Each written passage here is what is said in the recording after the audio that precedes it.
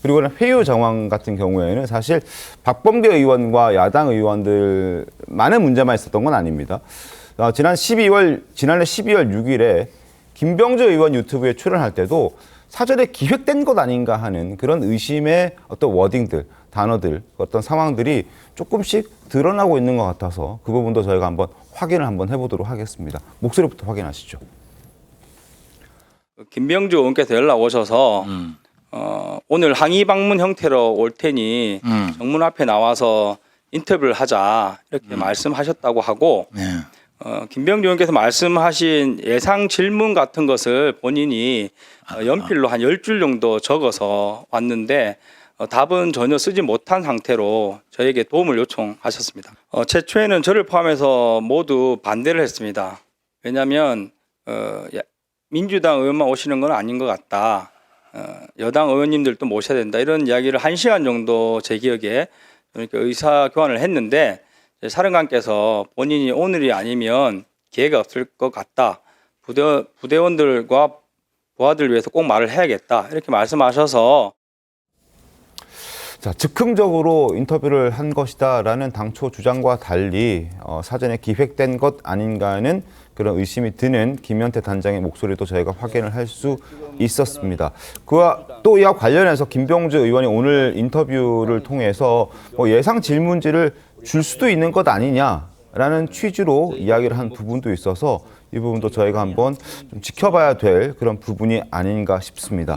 예상 질문 줄 수도 있지. 이게 회유야? 라고 얘기를 하는 듯한 그런 목소리도 지금 확인이 되고 있어서 한번 저희가 얘기를 좀 잠깐 해보도록 하겠습니다. 자, 어떻습니까? 어떻게 좀 봐야 됩니까? 이거 예상 질문지를 준 것이 회유의 정황? 사실 미리 줬다면 미리 줬다라고 말을 하면 깔끔했을 것 아닌가라는 생각도 들거든요. 근데 사실은 이제 미리 질문지를 준다는 것은 생각할 시간을 준다는 거잖아요.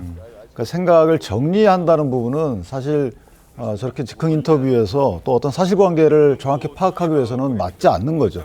예를 들면 저희가 그 재심이라는 그 사건에서 보면 주로 뭘 받아 적게 하거나 네. 다시 또 불러주거나 이런 내용들이 많이 오가잖아요. 그만큼 진술이 오염될 수 있는 여지가 있다는 거죠. 그러니까 이게 본인이 불러주거나 받아 적는 사람의 의도가 그렇다 하지 않다 하더라도 그걸 듣고 그 모습을 보는 진술자 본인은 자꾸 뭔가 잘 보이려고 진술하게 되는 거죠. 그러니까 상대방이 원하는 진술을 하게 되는 거예요. 그래서 진술이 왜곡되고 바뀌는 거죠. 그런 뉘앙스가 있다는 거죠. 어떤 질문지를 줍니다. 질문을 사전에 줘요. 그러면 이 질문의 의도가 뭔지를 따져보는 거죠. 부하들을 다 어느 게 진실인지 모릅니다만 네.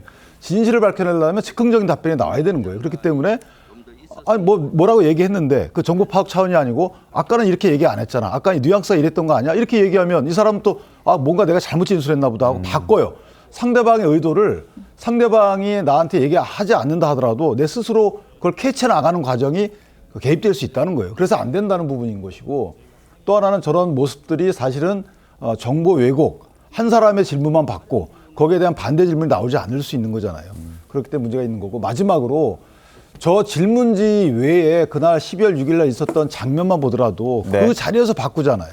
그 자리에서 분명히 국회의원들은 이란 단어가 없었어요.